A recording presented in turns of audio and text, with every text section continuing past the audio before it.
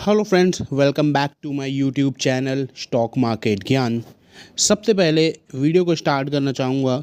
कल जो कश्मीर में इंसानियत को शर्मसार किया गया, जो आतंकवादी हमला किया गया जिसमें मासूम लोगों की जान गई और एक पर्टिकुलर रिलीजन को बेस बनाकर वहाँ पर हत्या की गई है, तो उसके लिए मैं और बाकी सभी देशवासी काफ़ी ज़्यादा गुस्से में हैं। और यहाँ पर डिमांड तो बेसिकली यही है कि इस चीज़ का कोई परमानेंट सॉल्यूशन निकालना चाहिए, नहीं तो एक ऐसे देश जहाँ पर मेजॉरिटी ही बस इसी वजह से मारे जा रहे हैं कि उनका एक स्पेसिफिक रिलीजन है और कोई गलती नहीं है, इसी वजह से उनको कभी ना कभी मतलब कहीं ना कहीं आप देखोगे तो इसी वजह से ही उनको मारा जा रहा है।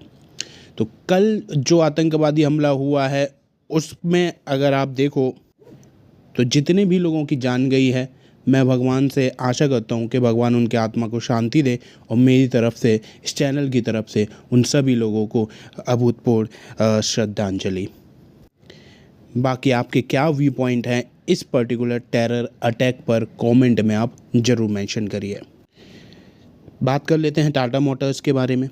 टाटा मोटर्स में आज तेज़ी का माहौल देखने को मिला, जबकि ओवरऑल मार्केट आज डाउन था। रीज़न भी बताया जा रहा है कि जो कल इंडियन गवर्नमेंट ने स्ट्रिक्ट एक्शन लिए गए हैं पाकिस्तान के ख़िलाफ़, जिसमें इंडस रिवर ट्रीटी को अभी तो फ़िलहाल के लिए रद्द कर दिया गया है, तो उसकी वजह से भी थोड़ा बहुत इम्पैक्ट स्टॉक मार्केट पर पड़ा है। लेकिन यहाँ आज टाटा मोटर्स थोड़ा पॉजिटिव रहा। 667 पर क्लोजिंग थी, 671 का हाई था, 660 का लो था। पिछले 5 दिनों की हालत देखते हैं तो 10% का उछाल है, तो पिछले 1 महीने में करेक्शन अभी भी चालू है। 6 महीने YTD और 1 साल में करेक्शन है, लेकिन 5 साल में 800% के बेहतरीन रिटर्न्स हैं। और इस टाइम फ्रेम में तो देखोगे ये 800 की जगह 1500% भी हो रहे थे। सबसे पहले Q4 पर जो अपडेट आ रही है वो मैं आपको बता देता हूँ। कंपनी ने डिसाइड कर लिया है कि कंपनी जो है इन्वेस्टर और एनालिस्ट कॉन्फ्रेंस कॉल रखने वाली है मई 13 यानी कि मई 13 को। यहाँ पर इनकी इन्वेस्टर और एनालिस्ट कॉन्फ्रेंस कॉल रहने वाली है, जिसमें कंपनी यहाँ जगुआर लैंड रोवर लिमिटेड के और बाकी के कंपनी के यहाँ पर फाइनेंशियल रिजल्ट को डिस्कस करने वाले हैं। अब यहाँ पर मेन चीज़ क्या है, यानी कि आप एक टाइप से समझ को चलो कि 13 मई को रिजल्ट देखने को मिल जाएंगे। एक चीज़ मैं आपको बताता हूँ। सबसे पहले तो आप ये देख लो कि कुछ नाम आपको यहाँ पर नज़र आ जाएंगे। PB बालाजी CFO जो हैं टाटा मोटर्स ग्रुप के, गिरीश वाघ जो कि एग्जीक्यूटिव डायरेक्टर्स हैं, फिर आप और भी बहुत सारे नाम देख पा रहे होंगे। 13 मई की डेट पड़ी हुई है, शाम 6:30 बजे से लेके 8 बजे तक आपको ये मीटिंग जो है या कॉन्फ्रेंस कॉल देखने को मिलेगी। तो रिज़ल्ट कैसे रह सकते हैं हम, देखो पिछले 2 क्वार्टर के रिज़ल्ट आपके सामने रखे हैं, जिसमें अगर हम नेट सेल्स की बात करें, नेट सेल्स यहाँ पर आपको बढ़ रही है, और ऐसा नहीं है कि कुछ छोटे परसेंटेज के साथ, एक सिग्निफिकेंट नंबर के साथ इंक्रीज़ नज़र आ रहा है। कंपनी की जब भी कोई भी कंपनी की सेल्स बढ़ती है, इनकम बढ़ती है, तो एक्सपेंसेस भी बढ़ जाते हैं, और स्पेशली ऑटो सेक्टर में तो ये बढ़ना लाजमी है, क्योंकि नई नई टेक्नोलॉजीज़ का यूज़ करना पड़ता है, और उस चीज़ को जब इम्प्लीमेंट किया जाता है तो इनिशियल कॉस्ट बहुत ज़्यादा हायर साइड पे जाती है। तो एक्सपेंसेस भी बढ़े हैं, लेकिन इसका इम्पैक्ट प्रॉफिट पर नहीं पड़ा। कंपनी जहाँ पर पहले 5,767 करोड़ का प्रॉफिट कमा रही थी सितंबर क्वार्टर में, वहीं दिसंबर क्वार्टर में ये बढ़कर 7,674 करोड़ के आसपास हो गया। कंपनी का अगर हम ऑपरेटिंग प्रॉफिट देखें, जिसमें बहुत सारी चीज़ों को हटा दिया जाता है, तो 3,450 करोड़ था, जो कि बढ़कर 5,578 हुआ, और लगभग सेम ही आपको यहाँ पर नेट प्रॉफिट नज़र आया। लेकिन सबसे बड़ा चेंज आपको यहाँ पर EPS में देखने को मिला कि जो 9.72 था वो बढ़कर हो गया 14.88।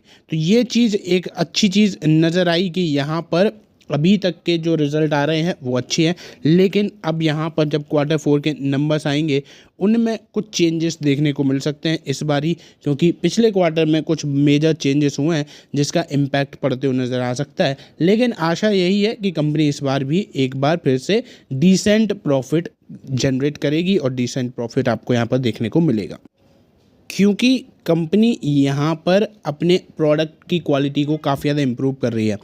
अभी इंडिया की बेस्ट कार की लिस्ट में भी देखोगे तो पहली बार ऐसा हुआ कि मारुति की कोई गाड़ी नहीं आई, मतलब मारुति की गाड़ी को बीट गया यहाँ पे टाटा ने। टाटा पंच जो है वो सबसे ज़्यादा बिकने वाली गाड़ी बनी। टाटा मोटर्स की ये कारें भारत NCAP ने दे दी है 5 स्टार, 5 स्टार की रेटिंग दी है। टाटा कर्व इसमें शामिल है, आप यहाँ पर देख पा रहे हो। टाटा नेक्सॉन शामिल है, 5 स्टार की रेटिंग है। और ये स्पेशली जो रेटिंग होती है वो सेफ्टी से रिलेटेड रहती है। टाटा का नाम ही सेफ्टी और मजबूती का ही जाना जाता है। टाटा पंच जो कि बेहतरीन गाड़ी है और यहाँ पर इसकी शुरुआत जो है 10.5 लाख है। टाटा सफारी 18 लाख से स्टार्टिंग है।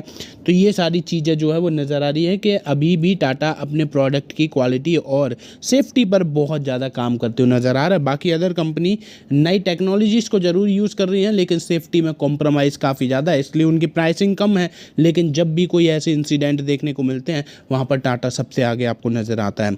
अभी हाल ही में यहाँ पर एक चीज़ और हो रही है जो कि है टाटा मोटर्स अपने बिजनेस को डिवाइड कर रहा है और सेपरेट लिस्टेड एंटिटीज़ में उनको कन्वर्ट कर रहा है, जिसमें Tata motors commercial vehicle limited और Tata motor passenger vehicle limited 2 company आपको नज़र आ जाएंगी। और ये अक्टूबर में आपको देखने को मिलेगा। अक्टूबर 2025 में ये डीमर्जर जो है वो कंप्लीट हो जाएगा। TML यानी कि टाटा मोटर्स लिमिटेड के शेयर होल्डर को TMLCV यानी कॉमर्शियल व्हीकल का 1 शेयर मिलेगा हर एक शेयर पर। और इस वजह से बिल्कुल यहाँ पर सेम आपको होल्डिंग देखने को मिल जाएगी, कोई बड़ा चेंज देखने को नहीं मिलेगा। लेकिन इस वजह से ये जो डीमर्जर करा जा रहा है कोई अंदर ग्रजेस या कोई दिक्कत की वजह से नहीं, बल्कि बिजनेस को ग्रो करने के लिए करा जा रहा है कि जब 2 entities as a different entities work करेंगे तो हम पर्टिकुलरली अलग अलग प्रोडक्ट्स पर काफ़ी ज़्यादा फोकस कर सकते हैं। अभी जब यहाँ पर ये दोनों ही एक ही चीज़ है तो फोकस जो है वो उतना ज़्यादा नहीं हो पाता है। डीमर्जर का जो अप्रूवल है वो सब्जेक्ट टू शेयर होल्डर्स है, जो कि एक मीटिंग के थ्रू ही आपको मिलेगा, जिसमें क्रेडिटर्स, रेगुलेटरी अप्रूवल्स और NCLT का अप्रूवल भी बहुत ज़्यादा ज़रूरी होता है, उसके बिना ये नहीं हो पाएगा। टाटा मोटर्स की जो मीटिंग है वो 6 मई को है, जिसमें इस स्कीम पर, इस डीमर्जर पर भी अनाउंसमेंट होने वाला है। तो ये है पूरी खबर। बाकी यस बैंक और IRFC पर मैंने अपने पुराने चैनल मार्केट ज्ञान पर सारी इन्फॉर्मेशन शेयर करी है, तो वो आप जाकर जरूर देख लेना। फिलहाल वीडियो में बस इतना ही। वीडियो अच्छी लगी हो तो प्लीज़ लाइक जरूर कर दीजिएगा। चैनल पे फर्स्ट टाइम विजिट कर रहे हो तो सब्सक्राइब जरूर करिएगा। धन्यवाद।